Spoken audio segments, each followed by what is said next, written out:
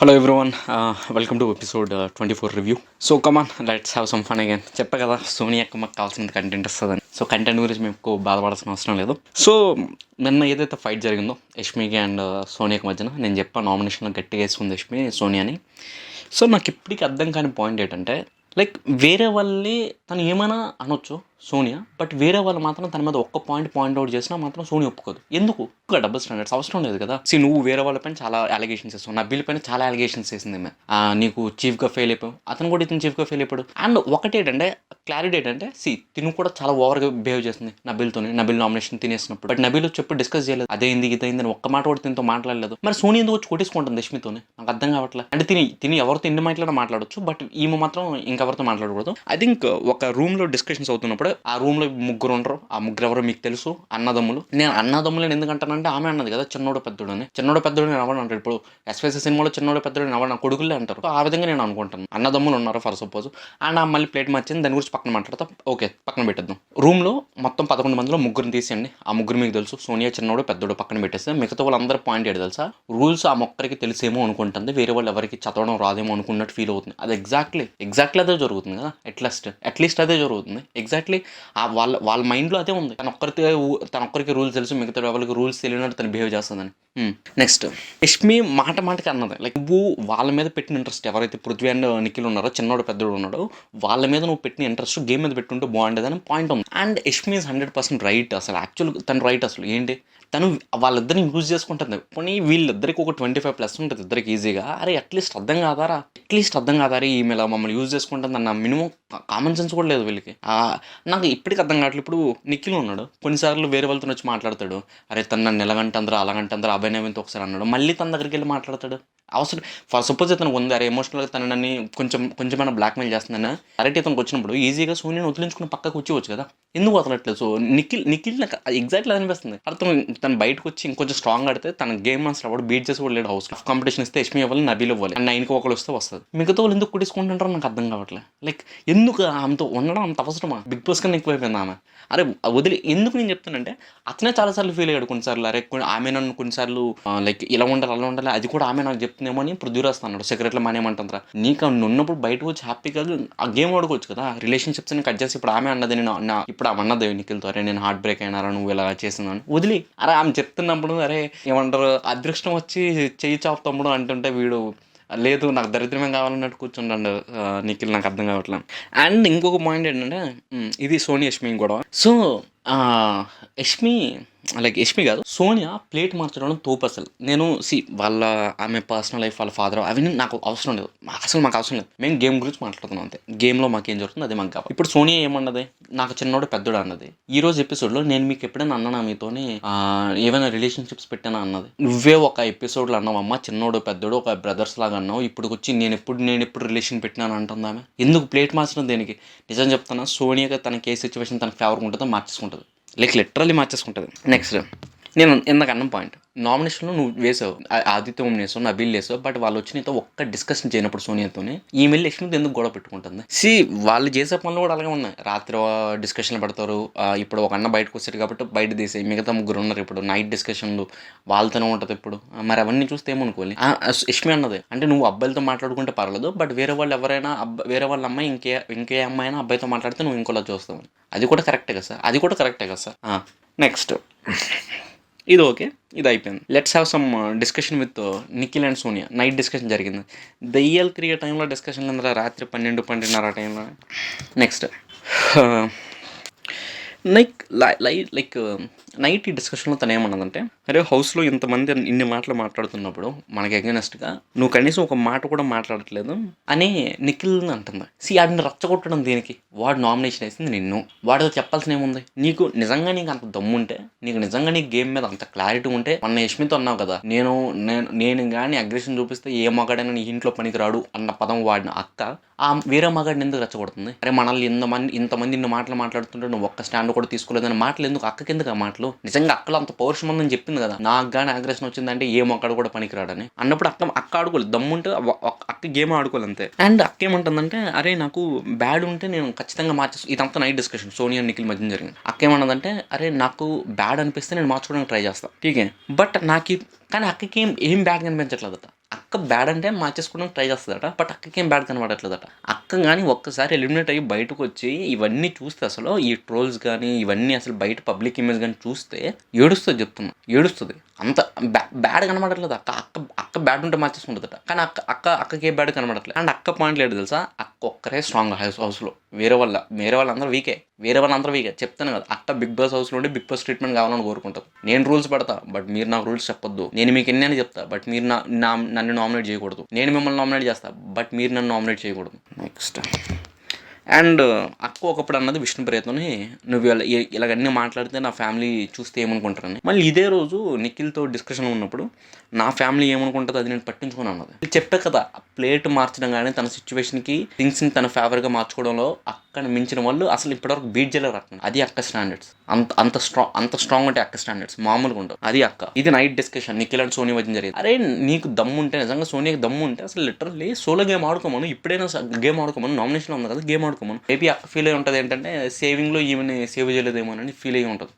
Saving option ఉన్నప్పుడు సోనియాని save చేయకుండా నైనికాని save చేసిన ఫీల్ అయి ఉంటుంది అక్క. నెక్స్ట్ అండ్ పృథ్వీరాజ్, ఇది పెద్ద గేమ్ పాయింట్ కాదు. జనరల్గా పృథ్వీరాజ్ వెర్షన్ ఏంటంటే నిఖిల్ పైన ఫర్ సపోజ్ సీతతో ఉంటే తనకి ఫేవర్గా మాట్లాడతాడు, నైనికాతో ఉంటే నైనికాకి ఫేవర్గా మాట్లాడతాడు, వేరే వాళ్ళతో ఉంటే వాళ్ళకి ఫేవర్గా మాట్లాడతాడు. ఒక నారదులాగా అంటే పెద్ద పాయింట్ కాదు. మేబీ ఎప్పుడైనా ఫ్యూచర్లో ఈ పాయింట్ ఎప్పుడైనా యూజ్ అవుతుందేమో నా రివ్యూలో పెట్టుకున్నాను. ఇది ఈరోజు general discussions. Okay, next that's coming to chief selections. ఇది హైలైట్ అసలు, ఈ గేమ్ హైలైట్ అసలు. సో గేమ్ ఏంటి, నిఖిల్ కానీ ఫస్ట్ ఆదిత్య గారిని ఎలిమినేట్ చేస్తారు. లైక్ సార్ మీకు కొంచెం లీడర్షిప్ క్వాలిటీస్ తక్కువ ఉన్నాయని నిఖిల్ ఆదిత్య ఓంని ఎలిమినేట్ చేస్తాడు. తర్వాత ఆదిత్య ఓం గారు ఇతను ఫైట్ చేస్తారు. ఆ స్వాడ్ ఏదైతే హ్యామర్ ఉందో దానికోసం ఫైట్ చేస్తారు. సో ఓకే, దోశ ఇష్యూలో మీరు స్టాండ్ తీసుకోలేసని ఆదిత్య ఓం గారిని డిలీట్ చేస్తాను అనమాట. ఇది హైలైట్ ఏంటంటే ఈ గేమ్లో మేము అబ్జర్వ్ చేసిన హైలైట్ ఏంటంటే ఇప్పుడు ఇక్కడ ఒక ఫ్రెండ్ గ్రూప్ ఉంది, కిరాక్ సీత, నైనిక అండ్ విష్ణుప్రియ. అండ్ ఇటు సైడ్ వాళ్ళు ఏంటి, యష్మికి మణికంఠ చీఫ్ అవ్వాలని లేదు, ఇది అయిపోయారు. నాకు తెలిసి యష్మి వాళ్ళ క్లాన్లో యష్మి చీఫ్ అవ్వాలని కోరుకుంటే ఇద్దరిని, ఒకరు నబీల్ని, రెండు యష్మిని. యాక్చువల్గా లైక్ ప్రేరణ చివరి వరకు ఉన్నా ఇప్పుడు తనకు సపోర్ట్ చేయాలి అసలు యాక్చువల్గా. అండ్ ఈవెన్ యష్మి అన్నది I don't want Prerana to be chief తనకి, ఎందుకంటే తను అంత స్ట్రాంగ్గా లేదని. ప్రేరణకి పాపం తను చాలా ఫీల్ అయిందనమాట. యాక్చువల్గా చీఫ్ అవుతానేమో, ఎందుకంటే లాస్ట్ వరకు వచ్చి పాపం మనకి అయిపోయింది. పాపం దానికి మైండ్లో ఉండే, పాపం ప్రతి వాళ్ళు ఎలిమినేట్ చేస్తున్నప్పుడు తను హ్యాపీగా ఫీల్ అయింది. యాక్చువల్గా వీళ్ళు కొట్టుకోవడంలో ఆమె సేవ్ అవ్వకుండా వచ్చింది. యాక్చువల్గా గేమ్ ఎవరైనా చూసుంటే అర్థమవుతుంది, వీళ్ళు కొట్టుకుంటారు కాబట్టి ఆమెను పట్టించుకోలేదు. సో ఆమె చివరి వరకు వచ్చింది. సో యాక్చువల్గా ఈ టీంలో ఐదర్ నబీల్ అవ్వాలి లేదా యష్మి అవ్వాలి చీఫ్. సో ఇది పాయింట్. అవతల వాళ్ళ టీంలో వాళ్ళ ముగ్గురు చీఫ్ అవ్వకూడదు, ఎందుకంటే వాళ్ళ ఫ్రెండ్షిప్ బ్రేక్ అయిపోద్ది. అండ్ ఈమెకి చాలా స్ట్రాంగ్ ఉండే, ఎవరికి మన అక్కకి, సోనియా అక్కకి బేబస్మెంట్ స్ట్రాంగ్నెస్ ఉండే, లైక్ నేను చీఫ్ అవ్వాలి, ఆ క్లాన్ లీడ్ చేయాలని. లైక్ ఇది జనరల్గా ఇది డిస్క్రిప్షన్ అనమాట. ఇప్పుడు చూద్దాం యాక్చువల్గా ఏం జరిగింది. సో ముందు మీకు ఓవరాల్ వ్యూ ఇచ్చేస్తాం. ఒక ఫ్రెండ్షిప్ గ్రూప్ ఉంది, అది బ్రేక్ అవ్వకూడదు. సోనియాకి బీభత్సంగా స్ట్రాంగ్ ఉంది, దట్ ఈమె చీఫ్ అవ్వాలని. ఇక్కడ యష్మి అండ్ నబీల్కి ఉండే వాళ్ళ క్లాన్ లీడ్ చేయాలి, ఎందుకంటే వాళ్ళది స్ట్రాంగ్ అని. సో ఇది బ్రీఫ్ సమ్మరీ అనమాట. Let's discuss this things. First of all Aditya Om గారికి తర్వాత హ్యామర్కి గెలిచేసి పృథ్వీరాజ్కి ఇచ్చేస్తే, పృథ్వీరాజ్కి తెలుసు పృథ్వీరాజ్ మణికంఠకి ఎగినెస్ట్ అని మణికంఠని ఎలిమినేట్ చేస్తారు. మణికంఠకి చాలా కలగంటాను అనమాట ఓవర్ ది వీక్స్, నేను చీఫ్ అవ్వాలి, దాన్ని పట్టణ బ్రేక్ చేస్తాడు అనమాట. తర్వాత వచ్చేసరికి కిరాక్ సీతకి హ్యామర్, అంటే ఇప్పుడు ఎవరెవరు గెలిచడం అని నాకు అవసరం లేదు, బట్ కిరాక్ సీతకి హ్యామర్ లభించింది. కిరాక్ సీతకి వచ్చినప్పుడు యష్మిని ఎలిమినేట్ చేస్తుంది. తర్వాత సో ఇప్పుడు చూడు, సో మణికంఠ వెళ్ళిపోయాడు, ఆదిత్య ఓం వెళ్ళిపోయాడు, యష్మి వెళ్ళిపోయింది. సో వీళ్ళ క్లాన్ మిగిలింది ఎవరు, ఇద్దరు. ఒకడు ఎవరు నబీలో కూడా ఉన్నాడు, అండ్ ప్రార్థన ఉంది, అంతే. ఇప్పుడు వీళ్ళు ఏ స్ట్రాటజీ ప్లేన్ చేస్తారు, అరే మిగతా ఇద్దరిని మనం ఎలిమినేట్ చేస్తామనుకో, ఎవరిని నబీల్ను ప్రార్థన కానీ మనం ఎలిమినేట్ చేస్తామంటే మనం కొట్టుకొచ్చి ఎవడొకటి చీఫ్ అయిపోతారని. ఇది వీళ్ళ ప్లాన్. ఎక్కడి నుంచి గేమ్ స్టార్ట్ అయింది, ఇది గేమ్ కమాన్. అయితే సోనియాకి ఇచ్చాడు పృథ్వీరాజ్, కానీ ఎవడో ఇచ్చి ఉంటాడు.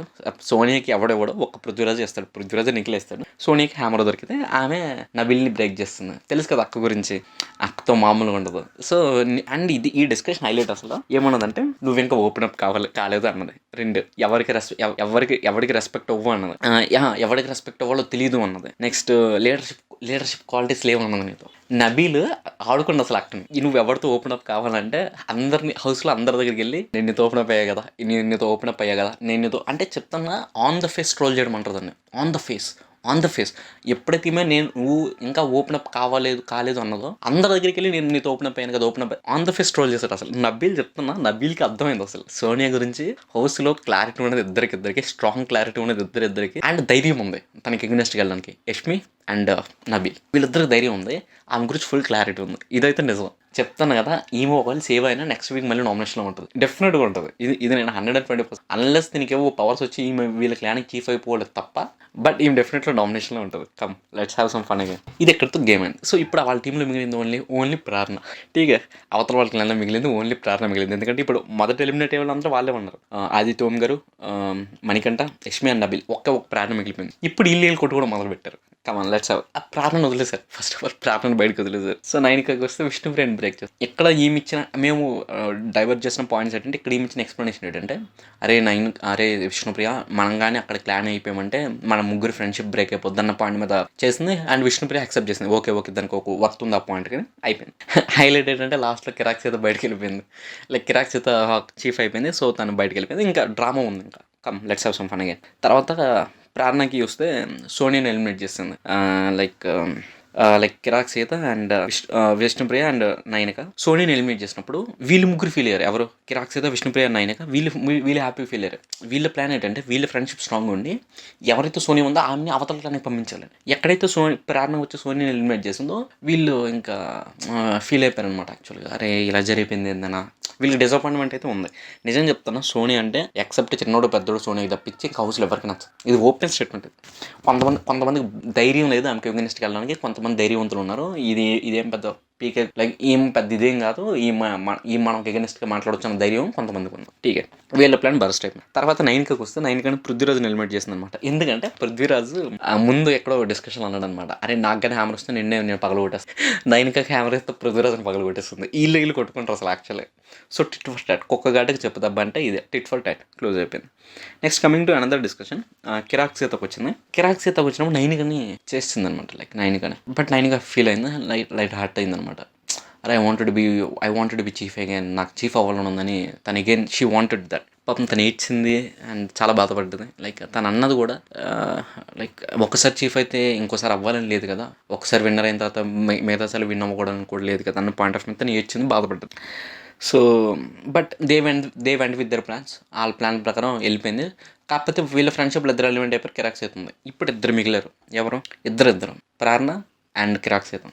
నైనికాకి ఆప్షన్ ఉంది. నిజంగా if Nainika wanted to play the route game, she can easily eliminate Kiraak సీతం. ఎందుకంటే తను బ్రేక్ చేస్తుంది కాబట్టి ఇప్పుడు తను బ్రేక్ చేయి ఉండొచ్చు. But Nainika plate strategically well, తనకు హ్యామర్ తీసింది.